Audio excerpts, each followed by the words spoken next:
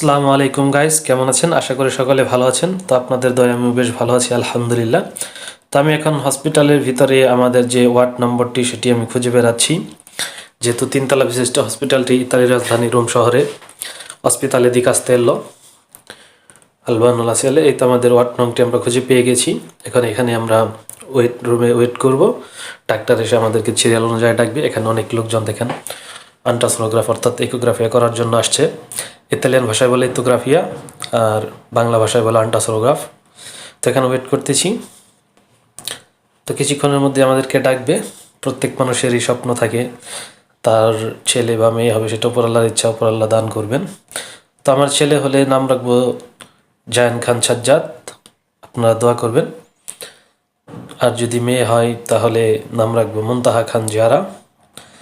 তো ছেলেকে ইনশাল্লাহ আপনার দিন ইসলামের উপর প্রতিষ্ঠিত করার জন্য ইসলামিক স্কলারশিপ নিয়ে বড় করাবো। আর যদি মেয়ে হয় তাহলে দিন ইসলামের উপর গাইনি ডাক্তার হিসাবে প্রতিষ্ঠিত করে তুলব, আপনারা দোয়া করবেন। তো এখন আল্ট্রাসোনোগ্রাফ শুরু হয়েছে, অর্থাৎ ইকোগ্রাফিয়া শুরু হয়েছে। আমরা ইকোগ্রাফিয়া করতেছি। ভিতরে দেখেন দুইটি ডাক্তার আছে, একজন কম্পিউটারে এন্ট্রি করছে আর একজন আপনার আলট্রা করতেছে। তো ইতালিতে আপনার হাজব্যান্ডকে অ্যালাউ করে সব সময় সব জায়গাতেই। তো আমি ভিতরে প্রবেশ করেছি। তো দেখেন আলট্রা করতেছে। এখন আমাদের হাতে রেজাল্ট আসেনি।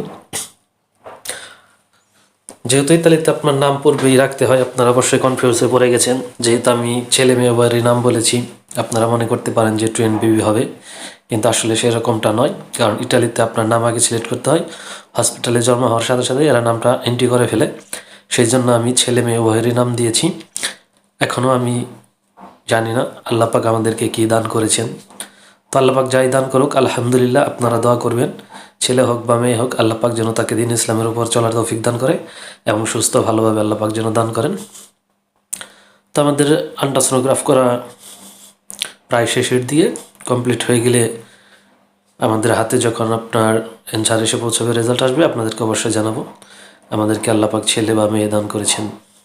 তো আপনারা সকলেই অনাগত শিশুর জন্য দোয়া করবেন যেন আল্লাহ পাক ওনাকে সুস্থ রাখে, ভালো রাখে।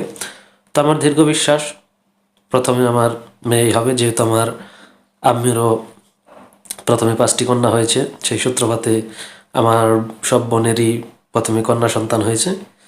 তো সেই সূত্রপাতে বলাই যায় আল্লাহ পাক আমাকেও প্রথমেই কন্যা সন্তান দান করবেন। এই মাত্র আমার হাতে রিপোর্ট এসে পৌঁছেছে, আলহামদুলিল্লাহ, আলহামদুলিল্লাহ, মহান আল্লাহ পাক আমাকেও কন্যা সন্তান দান করেছেন, আলহামদুলিল্লাহ।